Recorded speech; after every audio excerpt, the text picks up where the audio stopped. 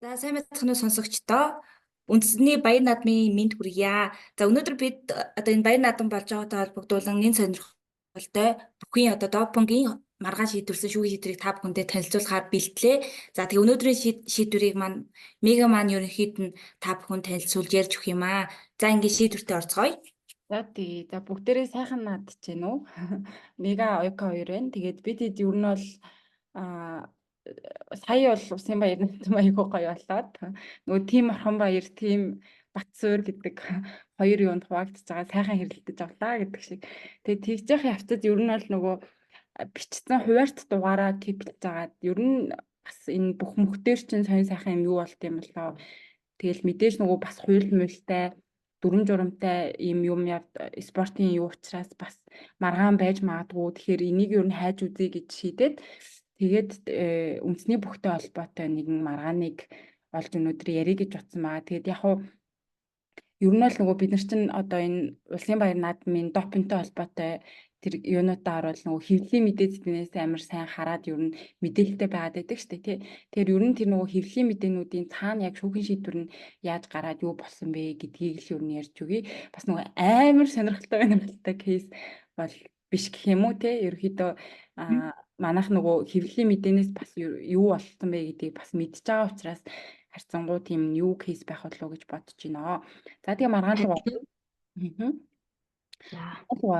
За 2019 оны улсын баяр наадмын одоо барилдаантай холбоотой. За 2019 оны улсын баяр наадмаар бол тухайн үед улсын арслан цолтой байсан оюун бол гэдэг бүх маань 512 бүхөөс 95-нд хүрүүлээд за Монгол улсын ерөнхийлөгчийн дарилгаар улсын аврах цол хүртсэн байна.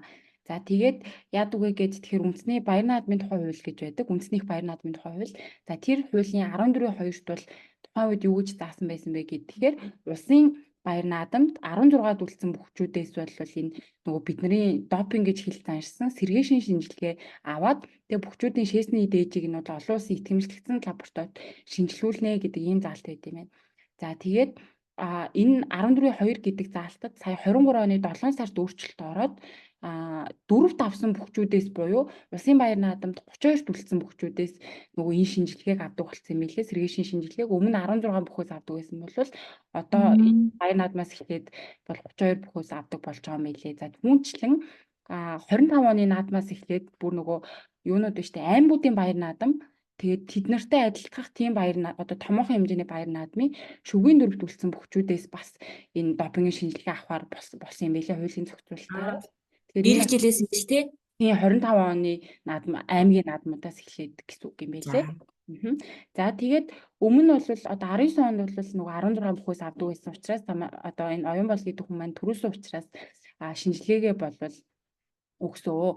За тэгээ энэ олон улсын итгэмжлэгдсэн лаборатори гэдэг нь бол одоогоор дэлхийн хэмжээнд нэг 30 гаруй ийм лаборатори байд юм байна. За тэгээ манай нөгөө хамтын ажиллагаатай байдаг лаборатори болохоор бүх найрамдах Солонгос улсын шинжлэх ухаан технологийн институтийн сэргээшин хяналтын төв лаборатори гэж байд юм байна. За тэрнлүү ингээд ер нь бол одоо шээснийхэн дээжийг явуулсан байх нэ.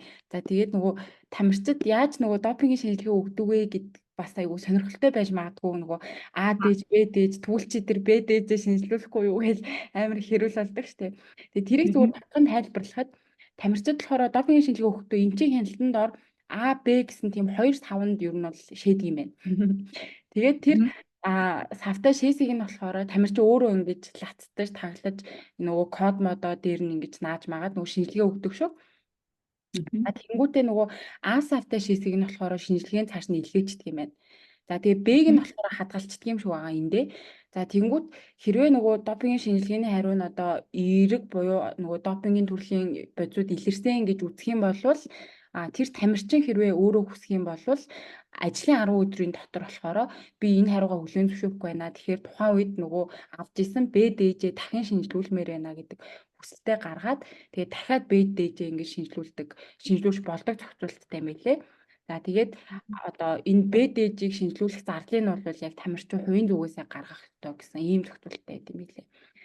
За тэгээ маргаан лугаа эргээд ороход бол одоо допингийн шинжилгээгээр оюун бол гэдэг одоо хүний шээсний А дээжнээс бол сэргээшийн одоо тийм ангиллалд хамаардаг 4 төрлийн бодис бол илэрсэн гэсэн тийм дүгнэлт гарсан юм байна. За тэгээд сэргээшийн энэ шинжилгээний хариуг мэдснээс хойш түрүүнд дурдсанчлан бол бүх одоо тухайн тамирчин маань 10 өдрийн дотор бол өөрөө зардлаа гаргаад бие суурьцын шинжилгээгээ өгөх хэрэгтэй байдаг. За тэгмүүд энэ манай кейсийн маань хувьд бол энэ хүн маань бол яг юугаа БДЖ шинжилгээгээ өгөлгүй одоо нөгөө хүсэлтэд гарахгүй өгөлгүйгээр ер нь бол ингээд явсан юм байлээ. За тэгэнгүүт нь бол яасан бэ гэд тэгэхээр үндэсний баяр наадмын үндэсний бүхий салбар хороо гэж байд юм байна. Яг зохион байгуулсан салбар хороо нь бол хуралдаад за тэгээ ингээд бодис илэрсэн талаарх асуудлыг нь хилцээд яг тэр нөгөө салбар комисс биш үндэсний баяр наадмын зохион байгуулах ерөнхий төр хороо руугаа илгээгээд за тэр хороо нь бол тогтоол гаргаад нөгөө энэ Оюнбол гэдэг хүний давсан даваа болгоныг нь хүчингүүд тооцоод за энэ хүний барилдах эрхийг нь 2 жилийн хугацаанд хасаад за тэгээд энэ хүнд нөгөө унсан бөхчүүдэд нь бол яг дараагийн давааныхын цолуудыг нь олгох тэр саналыг ерөнхийлөгчөд мэдүүлж шийдвэрсэн байдаг. За яг нөгөө цол олгодог юу нь бол яг ерөнхийлөгч шийддэг учраас гэсэн үг тийм. За ийм одоо нөхцөл байдал бол үүссэн байгаа. За тэгээд энэ маргаан дээр энэ Оюнбол гэдэг хүн болвол за би бол сэргээшийн төрлийн ямар нэгэн бодис хэрэглээгүй. Ийм байхад бол шинжилгээгээр илэрсэн гэж байна. За тэгээд өөрөө тэр нөгөө юун дээр бас байлээ. Шүүхийн шийдвэр болон хэвлэлийн мэдээллүүдэд дурдсанаар бол өөрөө ингэж ярьсан мэлээ. Намайг ингээд энэ наадам төрүүлж болохгүй, бууж өгөх хэрэгтэй. Үгүй бол ингээд чамайг сэргээшийн шинжилгээгээр унгаан шүү гэж ийм сүрдүүлж исэн кейс хүртэл гарч исэн гэж өөрөө бол ярьсан байлээ. За тэгээ өөрөө юу гэж үтсэн бэ гэж тэгэхээр энэ надаас авсан шинжилгээний хариу бол айгүй эргэлзээтэй байна.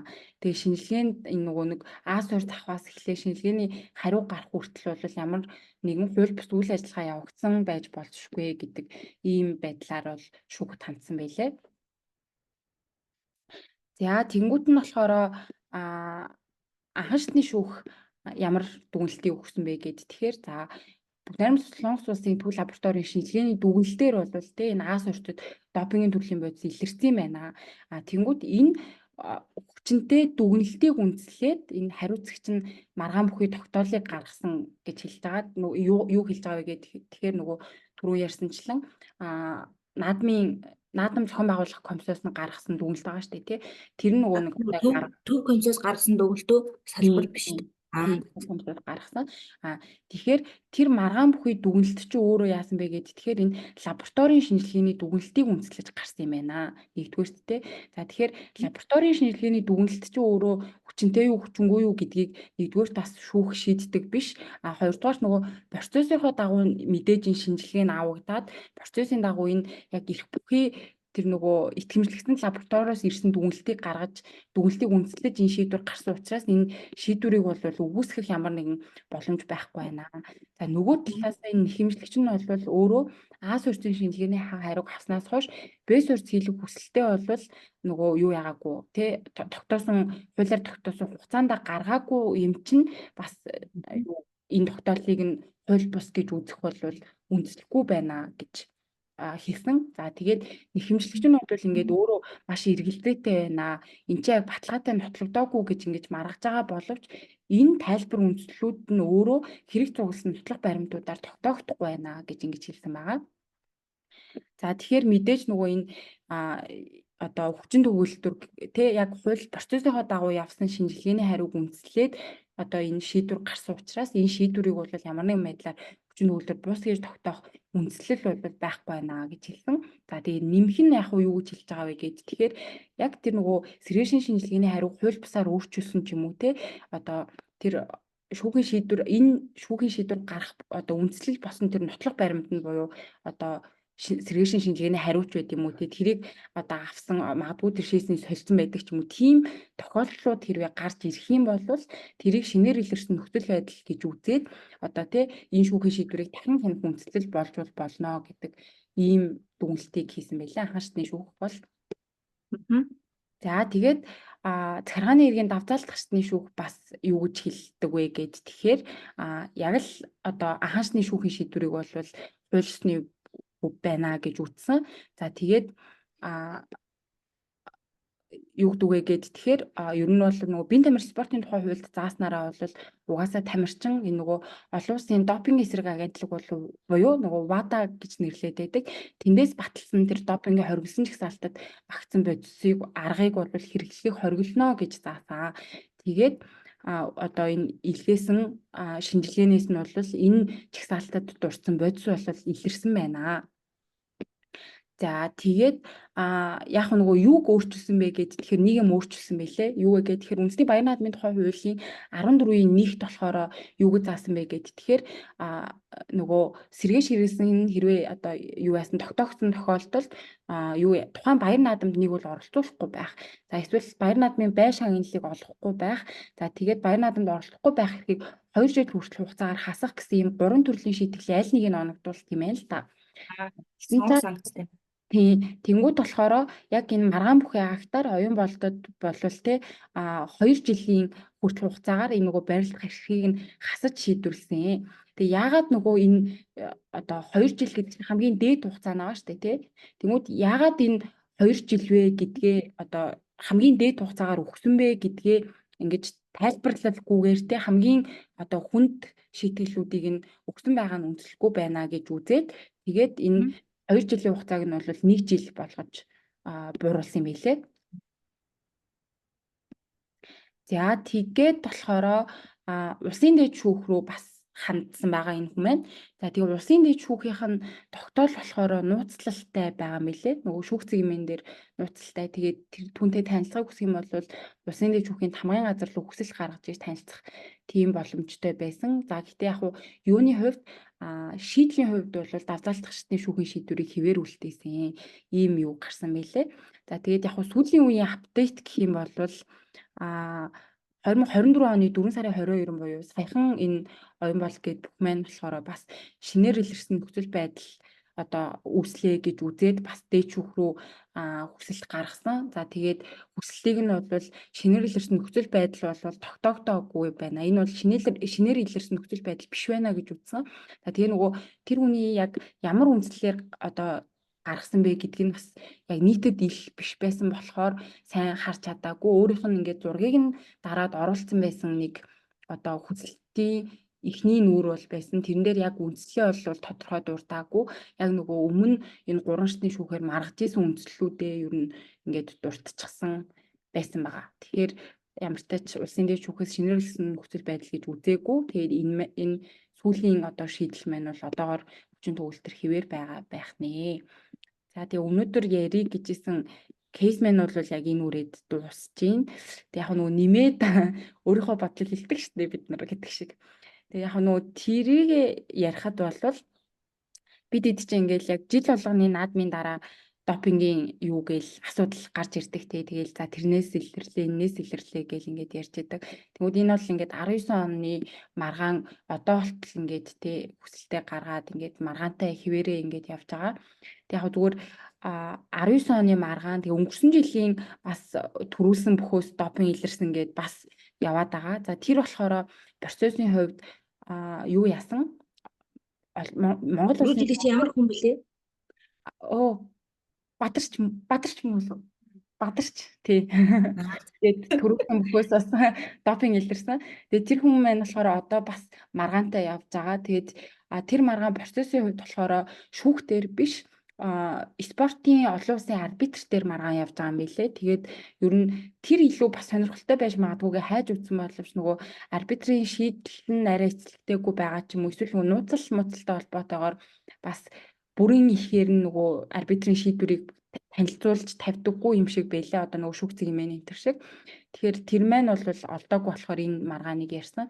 Тэг ер нь энэ допингтай холбоотой ингээд маргаануудыг харж байхад яг энэ тамирчдын гол маргаад байгаа гэх юм уу бөхчүүдийн гол маргаад байгаа асуудал нь болохоор яг тэр шинжилгээ авч байгаа процесстой жоохон ихтгэл муутай гэм байх гэж ерөөхдөө ойлгосон. Яг одоо тийшээгээ явдгийн хооронд шинжилгээ төлждөг тий эсвэл хариуг нь одоо юу гэдэг чинь нөгөө юугаар одоо хүснээрээ дураараа ингээд өөрчлөөд ирүүлдэг гэдэг ч юм уу тий тэрэн дээр яг үнэхээр одоо өөрчлөөд байна уу эсвэл яг үнэхээр үнэн зөв хариу нь гараад байна уу гэдэгтээ бүгчүүд өөрсдөө бас амар ихтгэл муутай байдгийм байх гэж ойлгосон. Тэгэхээр ер нь яг тэр процессыг нь илүү бас одоо тодорхой болгоод тий шинжилгээ авч байгаа процессыг нь тэр хүний одоо магадгүй тэр юуны шинжилгээний дээж нь өөрчлөгдөхгүй солигдохгүйгээр тэнд яг үнэхээр очиж гин үү хугацаанд очиж гин үү тий тэгээ тэндээс ирж байгаа тэр хариу маань уг нь бол бас итгэмжлэгсэн лаборатори юм чинь одоо хариу гаралт тий яг тэнд очсон юуг шинжилгээд хариу гарч байгаа хариуг ирүүлж байгаа процесстэй бол бас алдаагүй байдаг болов уу гэж бодоод байгаа хгүй дэлхийд 30 итгэн ширхэг байдаг лабораториудын нэг гэж бодохоор тий тэгэхээр тэнгууд нөгөө стил бөхчүүд тим юмд эргэлзээтэй байна гэдэг нь бас одоо бас эргэлзээ байна л гэсэн үг шүү дээ. Тэгэхээр ер нь тэр шинжилгээ авч байгаа процессоо амар тийм нээлттэй ил тод тэгээ яг тийм юутай шат дараатай тий одоо яг ингэн шинжилгээ авч яхад нь яг тийм мэрэгжлийн тийм хүн байна гэдэг ч юм уу тийм процесс байвал их зүгээр юм болоо да гэж бодсон. За тэгээд ийм нэг маргаан байна да. Тэгээд ер нь допингтой холбоотой маргаанууд цаашдаа ч бас гарсаар байх л Гатаар байх болоо. Гэтэ айгүй сонирхолтой юм байна. Тэр баг шинжилгээ авах процесс дээр нөгөө сонгуулийн хар машин шиг хараат бус ажигдаг цугаад бүх процесс ингээ харах юм уу яа. Тийм тий. Харин бүгчүүд тэгээ дараа нь нөгөө угаасаа барилцсны дараа яг нөгөө мегагийн хийснээр одоо шүгэ 16 ч юм уу 32 гээд яг угаасаа барилцсны дараа ингээд шинжилгээ хийнгүүт тэгээд нөгөө яг барилдааны үр дүн шууд ингээ эргээд байгаа юм л та тий. Нэр би энэ дээр нэг юм батсан ш чи юу гэж бодож чинь гээд одоо ингээд өгчүүд төрүүлж мөрүүлэхээр чинь нөгөө нутгийн зөвлөх мөвлөл янз бүрийн юмнуудаас амар их ингээл мөнгө зөнгө маяр машин энэ төр үүлээдэг штэ тий. Тэнгүүд хэрвээ одоо тэр бүхөөс яг ингээд сэргээшийн төрлийн бодис илрээд тэр нь үнэн болоод тэгээд ингээд тэр нь яг тогтоогдчих юм бол одоо нөгөө бэлгэлсэн хүмүүс нь буцаан шаардлагатай байх уу гэж би зүгээр бодсон. Эрэхтэй юм шиг санагдаж байна. Иргэний хувьд бэлгэлэгчийн гомдож юм шүү. Тэр чинь яг бэлгээ бас жоохон ингээ боловч гэх нэ шиний тодорхой нөхцөлд хангагдсан болохоор бэлэг өгж байгаа штэ төрүүлчлээ гэд. Тэгвэл тэр нөхцөл байдал үүсгэхээр тий бэлэг өгсөн үндэслэл байх болчоор бэлгээ буцааж явчих юм биш. Харин тий. Тэгээд маань хүмүүсээс энэ дээр юу гэж бодож хариугаа хэллээрээ гэдэг. Гэтэ энэ нөгөө допингийн хариу нь одоо гарах хугацаа яг хуулиар тодорхой юм л одоо шинжилгээнд хамгацснаас хойш баян наадмаас хойш тэд хоногийн дараа ч юм уу? Тийм яг шинжилгээгээ бол миний ойлгохноор тэр даруйдаа авдаг юм шиг байгаа. Шинжилгээний дээжийг барилдах өдрөө ч юм уу юу? Тийм дуусчингууд нь нөгөө үр дүн гарч байгаа 16 32 байна уу? Тэнгүүд нь авчихсан. Тэгээ нөгөө нэг цаашаа явуулах процессын хугацаанууд бол байсан. Би ихтэй яг одоо нөгөө дүрмийг нь харахгүй байгаа болохоор бас мэдэхгүй байна. Ерөөдөө нэг тэр нь нарийнжсэн дүрмтэй юм уу те? Тийм байлээ. Үндэсний бүхний дүрм тэгээ нөгөө баяр наадмын хууль нэмэх нь нөгөө юуны тамирчтай нөгөө спорт бие тамирын хууль гэдгээр яг тавьчихдаг юм байлээ. Яг нөгөө энэ дээр бас тэр хугацаанд багтаж нөгөө хариу мариу нэрээгүй гэсэн бас тиймэрхүү үндслүүд бас байсан юм байна гэж ойлгосон. Шүүхийн шийдвэрээс нь. Тэгэхээр ерөөхдөө яг дүрм журмууд нь яг ийм бүр яг стандарт шиг болж ингэж юу яагаагүй журмлагдаж өгөөгүй. Тэгээ нөгөө талаасаа одоо тэр дүрм журмуудаа бас яг ийм өдөр хоногт нь яг таг бас дагж мөрдөхгүйгээр яваад идэм болов гэж бас тэр нөгөө нэг шинжилгээнд одоо нөгөө сорцоо явуулсны дараа угаасаа хугацаа их алдахаар хүмүүсийн нөгөө эргэлзээ болов нэмэгдэг гээд тэгээд идэм билээ. Хугацаа нь одоо айгүй дор гэрс байвал бас тий. Үндэсний допингийн эсрэг төв гээд юу н байдаг юм байлээ. Допингийн эсрэг байгууллага билүү? Монголын үндэсний допингийн эсрэг гэдэг. Тэндээс ерөөхдөө ингээд одоо зохицуулаад шинжилгээ цааш нь явуулдаг хариу мариуг нь хүлээж авчаад мэдэгддэг ч юм уу тийм юм хийд юм шиг байна. Тэгээ нөгөө энэ байгууллагатаа бас нөгөө тамирчид маань итгэлгүй байд юм болов уу гэж ойлгосон шүү дээ. Ер нь энэ нэг Монголын хамтын удирдлагын байгууллагууд жоохон дампуу тийм юу? Хүний итгэл баадгүй тий. Сайхан л мууллаа гэдэг шиг. Тэг би яг тэр нэг бас нэг хинтий хүнээс жилөө ингээ асуугаагүй бас нэг тийм яриа хөндөгдөөд одоо энэ допингийн асуудал. Тэгэд яг хинтий л хүн юм чи одоо оюун балдын нутаг гэжтэй тий хинтий минти чинь. Тэг яг тэр одоо нутгийн ард иргэдийн үзэж байгаагаар нөгөө ингээд хөөрхи өөрөө мдэггүй бараг хүн ингээ хоролцсон байх мах гэж одоо таамаглал яг сайхан одоо дэвшүүлэх хэрэгтэй шүү дээ тийм таамаглал бол дэвшүүлж илээ тэгээд хөгчүүдтэй хэлэхдээ бас айгүй хянавай байхгүй бол тэгээд одоо тэр хүн хорлогдсон байна уу өөрөө допинг хэрэгэлсэн байна уу тэрнээс үл хамааран ингээд нөгөө одоо цалин ингээ хүчингү хадах эрсдэлтэй байгаа шүү дээ тий. Тэгэхээр энэ ингээ бүхий өөр юм бас хариуцлага байгаа байхгүй. Аха тийм тэр нэрээ айгуу зөв. Одоо энэ шүүхийн шийдвэр дээр ч гэсэн гарч ирж байгаа байхгүй ингээд та үнэхээр тэ надаас авсан шинжилгээний хариу маш эргэлзээтэй гэдэг ийм үндэслэл хэлж байгаа. А гэхдээ эн чинь нотлогдохгүй байна гэж байгаа нь цаа талаараа энийг нотлох үүрэг чинь нөгөө талаасаа бас танд байгаа штэ гэдгийг хэлж байгаа байхгүй юу тийм. Тэнгүүд нөгөө угаасаа л тамирчин хүн тэгээ нөгөө талаасаа одоо ийм сэргээшийн төрлийн бодис хэрглэж болохгүй гэдэг бид нар хуультай тийм Монголын үндэсний бүх дээрээ бүхийхөө чүүдээ бид нар спортын тамирчин гэж одоо авч үздэг тийм учраас эргээд нөгөө нэг одоо ямар нэг байдлаар юу байдал одоо юу гэдэг санаандгүй санамсаргүй байдлаар одоо таны юунд ч байдیں۔ Сэргээшийн төрлийн бодис орох уу гэдэгт та өөрөө бас хянамгай байх ёстой гэдэг юм үүсэж байгаа байхгүй. Яг нь бас ийм зохицуулт өгд юм бэл нөгөө эмчилгээний зорилтоор одоо ийм төрлийн бодисууд хэрэглэхээр болох юм бол тэрийг нөгөө мэддэгдээд бас зөвшөөрөл авдаг зохицуулт бол байдаг юм байлээ. Тэгэхээр нөгөө мдээгүй би юу яатсан байлээ гэдэг үндэслэл болвол бас өөрийнх нь хариуцлагагүй юу нь бол явж болж байгаа гэж л бас тийм. Тэгээд сая нөгөө оюун болд гэдэг хүний чинь давзаалгасны шүүхээс нөгөө нэг барилга эрхийн хасах хугацаа 1 жил болгосон шүү дээ тий. Тэгэхээр 19 он тэр шийдвэр нь гарч ирсэн гэхээр сүүлийн одоо жилүүдэд тэр хүн ерөн барилгацсан уу? За би тэрийг ч мэдхгүй шүү. Би нөгөө манай мэдээвэл тийм манай нөгөө бүх сонирхогчд маань үүн дээр комментар хариу хэлнэ гэж найдаж байна. Тэр хүн ерөн барилдаад яваад байгаа мó дан ганц маргаад яваад байгаа мó тэр талаас мэдээлэл өгөөрэй. За тэр бүх гэхдээ энэ хүмүүс юм болов биш юм болов нөгөө яг ийм эцэлэгдэж шийдвэрлэх хүртэл нөгөө энэ допинг асуудал нь эцэлэгдэх хүртэл нөгөө өөрөө бас ингэж барилдахгүй байгаа мөхчүүд бас байдаг юм шиг үлээ. Тэр хүмүүсийн бас нэг байж магадгүй л тий. Тэгэхээр тамирчин хүн бас хэцүү юм дээ. Одоо жид алах тусам бас хэцүү юу? Тийм шүү дээ. Нөгөө тамирчин чинь бас нөгөө нас амар чухал шүү дээ. Харин тийм л. Тэгэхээр тэр энэ жилийн төрүүлдэг хүн чинь бүрэн төгсгөө хүн төрүүлсэн юм шүү те? Үгүй энэ жилийн төрүүлдэг хүн чинь бацуур төрүүлсэн шүү дээ найзаа. Тийм. Бүрэн төгссөн ч юм шиг биш. Тэгээд нөгөө манай охтуудын хайртай Орхон баяр үзүүлсэн. Бас дүүлэн шуугаатай барилдаан болоод 2 тимд хуваагдчихад нэлээд сайн хийгдчих шиг байна манайхаа. Би тэгээд төрүүлдэг хүн нь бас айгүй өндөр настай гэх юм шиг. Бас яг тамирчин баяртай ярьсан байна. Бас нэгэн нас тогтож яваа хүн юм болов гэж бодсон. Саяны энэ жилийн 2 бүх угаасаа тийм юм шиг үлээ. Орхон баяр нь болохоор нэлээд залуухан. Тэгээ нөгөө хүн чинь болохоор өмнөөс 2 3 наадам төрүүлсэн авраг хүн юм байлээ шүү дээ. Тэгээ насны Орхон баяр чинь Gen Z юм байна. Generation Z юм байна. За манай Generation Z-дүүд баг авраг болоод эхэлж байна ихнээсээ. Арай л авраг бол хэмжээг. За бүх ярьлаа бас сонирхолтой байлаа. Таад маань сайхан наацсан гэж найдаж байна. За тэгээд бүхтэй холбоотой сонирхолтой мэдээлэл хуваалцах бол бас комментээр үлдээгээрэй. За нөгөө идэхгүй байгаа буруу зүрүү ярьсан юмнууд байж магадгүй шүү. Шүүхийн шийдвэр залруулна тий. За ингээд сонирхолтой шийдвэр байж гсэн Мегада баярлалаа. За баяртай манайхаа. За энэ хүртэл сонссонд баярлалаа. Баяртай.